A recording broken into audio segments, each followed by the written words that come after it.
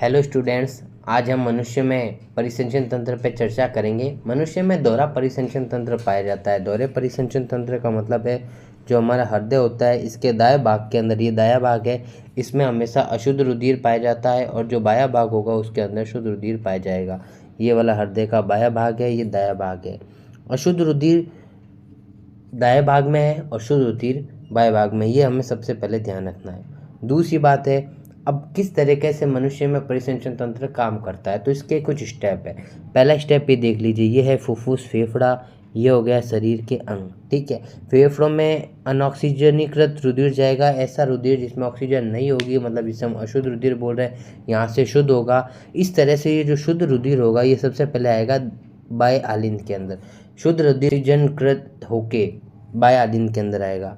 जब ये बाएं आलिंद के अंदर आ जाएगा तो बाएं आलिंद के अंदर आने के बाद बाएं आलिंद में संकुचन होगा। बाएं आलिंद में जैसे ही संकुचन होगा तो ये रुधिर क्या है, बाएं आलिंद में संकुचन हुआ जिससे रुधिर बाएं नीले के अंदर आ गया। अब रुधिर बाएं नीले में पहुंच चुका है। बाएं नीले की जो भित्ति होती है वो ज़्यादा पेशी होती है। इसका कारण ये होता है कि जो बाएं नीले होता है वो रुधिर को पूरे शरीर के अंदर भेजता है, सर्कुलेट करता है। अब इस बाएं नीले में संकुचन होगा जिससे कि ये रुधिर, ये महाधमनी से होता हुआ ऑक्सीजनीकृत जो रुधिर है ये हमारे पूरे शरीर में पहुंच जाएगा। तो ये हमारे हृदय चक्र का पहला भाग है। पहले भाग में क्या हुआ, फुफ्फुस से शिरा के द्वारा जो रुधिर है ये आया बाएं आलिंद में, बाएं आलिंद के अंदर संकुचन हुआ जिससे रुधिर बाएं नीले में आया। बाएं नीले में जब संकुचन हुआ तो ये रुधिर महाधमनी के द्वारा पूरे शरीर के अंदर पहुंच गया। पहली बात है। अब हम इसी के दूसरे स्टेप की बात करेंगे। ये इसका दूसरा स्टेप है। इस दूसरे स्टेप में, यहाँ पर पहला स्टेप था, यहाँ से दूसरा स्टेप है। दूसरे स्टेप में क्या होगा, सबसे पहले पूरे शरीर से ये जो रुधिर है, कैसा रुधिर होगा, शरीर से जिसमें से ऑक्सीजन को यूज़ कर लिया जाएगा, अनऑक्सीजनीकृत रुधिर होगा, मतलब अशुद्ध रुधिर होगा। ये अशुद्ध रुधिर सबसे पहले दाएं आलिंद के अंदर आएगा। ये दाएं आलिंद के अंदर आ गया है। अब दाएं आलिंद के अंदर संकुचन होगा तो ये दाएं नीले में आएगा। दाएं नीले में वापस संकुचन होगा। जब दाएं नीले के अंदर संकुचन होगा तो ये रुधिर ऊपर जाने की बजाय रुधिर इस फुफ्फुसीय धमनी के द्वारा फुफ्फुस के अंदर जाएगा।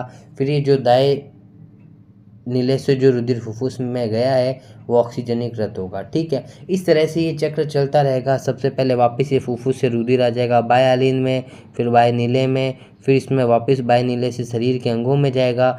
शरीर के अंगों से होते हुए रुधिर दाएं आलिंद में जाएगा, फिर दाएं नीले में जाएगा, फिर यहाँ से पूरे वापस फुफ्फुस के अंदर पहुँच जाएगा। इस तरह से ये चक्र चलता रहता है। ठीक है, तो हमने देखा कि एक हृदय चक्र के दौरान, मतलब एक पार्ट ये हो गया, इन दोनों को मिला के एक हृदय चक्र बोला जाता है। इस एक हृदय चक्र के दौरान रुधिर दो बार शरीर से गुजरा है। एक बार तो बाएं भाग से होकर गुजरा है, एक बार दाएं भाग से होकर गुजरा है। ये रुधिर दो बार हमारे हृदय से होकर गुजरता है। इस कारण हम इस परिसंचन तंत्र को कहते हैं दोहरा परिसंचन तंत्र।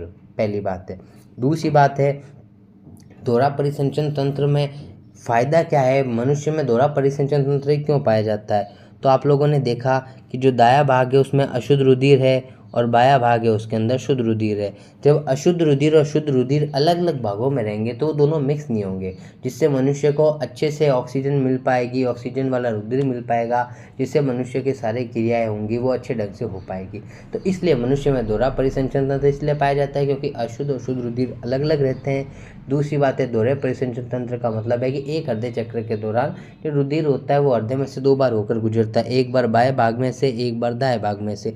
इसलिए मनुष्य का जो रुधिर परिसंचन तंत्र होता है उसे दोहरा परिसंचन तंत्र कहा जाता है। अगर आप लोगों को मेरा ये वीडियो अच्छा लगा हो तो मेरे इस वीडियो को लाइक कीजिए, ज़्यादा से ज़्यादा शेयर कीजिए, मेरे चैनल को सब्सक्राइब कीजिए। जय हिंद, जय भारत।